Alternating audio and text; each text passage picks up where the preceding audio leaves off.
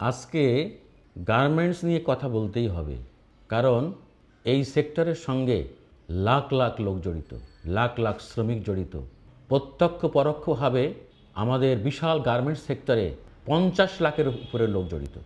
অথচ এই গার্মেন্টস নিয়ে ষড়যন্ত্রের শেষ নেই। বর্তমান অন্তর্বর্তীকালীন সরকার দায়িত্ব নেওয়ার কিছুদিনের মধ্যেই আমরা জানতে পারলাম বিভিন্ন গার্মেন্টস কারখানায় হামলা, ভাঙচুর, শ্রমিক বিক্ষোভ শুরু হয়ে গেল। মানে একটার পর একটা সরকারের বিরুদ্ধে কনস্পিরেসি অব্যাহত আছে। জুডিশিয়াল কু ব্যর্থ হওয়ার পরে শুরু করা হলো আনসার বিদ্রোহ, এরপর একটু কিছু হলেই রাস্তায় লোকজন নামানো, এর মধ্যে থেমে থেমে গার্মেন্টস নিয়ে কনস্পিরেসি। গত 2-3 দিনে এই পরিস্থিতি এত ভয়াবহ আকার ধারণ করেছে যে আমাদের গার্মেন্টস মালিকরা গার্মেন্টস কারখানা বন্ধ করে দিতে বাধ্য হচ্ছেন। গতকাল ছিল সবচেয়ে ভয়াবহ অবস্থা। আমরা সাংবাদিক হিসেবে জানতে পেরেছি যে প্রায় 100-র উপরে গার্মেন্টস কারখানা বন্ধ হয়ে গিয়েছিল। বিভিন্ন সূত্র থেকে আমরা জানতে পেরেছি যে এর নেপথ্যে কিন্তু শ্রমিক বিদ্রোহ, শ্রমিক অসন্তোষ না, কিন্তু শ্রমিক অসন্তোষ আছে সামান্য, কিন্তু এটাকে পুঁজি করে এক শ্রেণীর সুবিধাবাদী দলবাজরা তারা নতুন করে ফায়দা নেওয়ার চেষ্টা করছে। সংবাদকর্মী হিসাবে আমরা এখন পর্যন্ত কয়েকটা বিষয় জানতে পেরেছি। একটা হলো গার্মেন্টসের ঝুট ব্যবসা কেন্দ্র করে ক্ষমতার হাত বদল। ওই যে আমি আগে বলেছি কয়েকটা ভিডিওতে, যেখানে চাঁদাবাজি, যেখানে দখল বাণিজ্য, যেখানে ধান্দা বাণিজ্য, সেখানেই Awami League out, BNP in. প্রত্যেকটা জায়গায় চাঁদাবাজি, দখল বাণিজ্য হচ্ছে, রাজনৈতিক ছত্রছায়ায়। বিএনপি যত অস্বীকার করুক, গত কয়েকদিনও কিন্তু দেখলাম, আজকে খবরের কাগজ দেখেছি, বিভিন্ন সংবাদে, বিভিন্ন স্থানে, যে বিএনপির লোক আওয়ামী লীগের জায়গায় সেট হয়ে যেতেছে, তারা এই চাঁদাবাজি, এই মাস্তানি, এই দখল বাণিজ্য তারা শুরু করে দিয়েছে। গার্মেন্টসেও কিন্তু বিশাল ঝুট ব্যবসা আছে গার্মেন্টসে। এই ঝুট ব্যবসা গত 15 বছরে আওয়ামী লীগের লোকজন নিয়ন্ত্রণ করেছে। এখন এই ঝুট ব্যবসার সুবিধা পাইতে চায় বিএনপির লোকজন। এটা নিয়েও কিন্তু গার্মেন্টসে একটা অস্থিরতা সৃষ্টি করে দিয়ে তারা তাদের নিয়ন্ত্রণ প্রতিষ্ঠা করতে চায়। আর একটা হলো সবচেয়ে বড় উদ্বেগজনক, যেটা আমরা আশঙ্কা করছি, সেটা হলো একটা দেশি বিদেশি কনস্পিরেসি।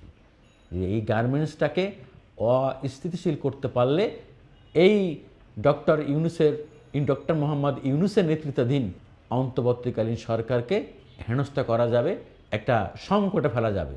কারণ এই সেক্টরে লাখ লাখ গার্মেন্টস শ্রমিক যদি কোনোভাবে রাস্তায় নামানো যায়। আর সবচেয়ে কথা হলো যে এখন একটা কিন্তু পিক মৌসুম, এই টাইমটায় কিন্তু বিদেশি বায়াররা গার্মেন্টসের আগামী শীতকালীন অর্ডারটা এখন দিবে। আগামী শীতকালীন অর্ডারটা কিন্তু এখন তারা দিচ্ছে। তো এই টাইমটাই কিন্তু গার্মেন্টস মালিকদের প্রোডাকশান করে এই অর্ডার ঠিক করতে হবে। এই টাইমটা বেছে নেওয়া হয়েছে কিভাবে গার্মেন্টস সেক্টরে অস্থিরতা সৃষ্টি করে এটাকে ধ্বংস করে দেওয়া যায়, উৎপাদন ব্যাহত করা যায়। তাহলে দেশ ক্ষতিগ্রস্ত হবে, বায়াররা বাংলাদেশে, ভারত, চায়না, ভিয়েতনাম, অন্য জায়গায় চলে যাবে। তাহলে কী হলো? আমরা গার্মেন্টসের নামে দর্জিগিরি করলেও এর সঙ্গে তো লক্ষ লক্ষ পরিবার জড়িত। এমনিতে আমাদের দেশে বিশাল বেকার সমস্যা, দক্ষ অদক্ষ লাখ লাখ লোক বেকার, লাখ লাখ শিক্ষিত অর্ধশিক্ষিত লোক বেকার, মানুষের চাকরি নাই, কাজ নাই। তার মধ্যে যদি গার্মেন্টসে এই ধরনের অস্থিরতা তৈরি হয়, তাহলে কি পরিস্থিতি হতে পারে বা চিন্তা করে দেখছেন? আমি মনে করি আইন শৃঙ্খলা বাহিনী, সরকারের বিভিন্ন গোয়েন্দা সংস্থা, তাদের উচিত হবে, নিশ্চয়ই তারা কাজ করছে বলে আমি মনে করি পেশাদারিত্ব নিয়ে, যারা এর পিছনে জড়িত, আপনারা ইন্টেলিজেন্স সিরিয়াসলি বাড়ান, আন্ডার কাভার্ড ইন্টেলিজেন্স সিরিয়াসলি বাড়ান এবং পিন পয়েন্ট চিহ্নিত করেন করে যারা এই দুষ্ট চক্র এর পিছনে জড়িত, যারা নেপথ্যের গডফাদার, এদের ধরতে হবে। কারণ একটু কিছু হলে এরা গার্মেন্টসকে হাতিয়ার বানায়। কোনোভাবেই এই চক্রকে ছাড়া যাবে না। আমরা চাই না এই সরকার ব্যর্থ হোক। এই সরকার ব্যর্থ হওয়া মানে পুরো জাতি ব্যর্থ হওয়া। আবু সাঈদের রক্ত, আবু সাঈদের শাহাদত বরণ ব্যর্থ হবে, মুগ্ধদের শাহাদত বরণ ব্যর্থ হবে, জুলাই আগস্টের যে মেসাগার হয়েছে, আওয়ামী রিজিমের যে বড় হত্যাযজ্ঞ হয়েছে, এই যে আত্মত্যাগ, সব ব্যর্থ হয়ে যাবে। তাই আমরা চাই গার্মেন্টসের এই সংকট সরকার অচিরেই দ্রুত শক্ত হাতে নিয়ন্ত্রণ করতে সক্ষম হবে।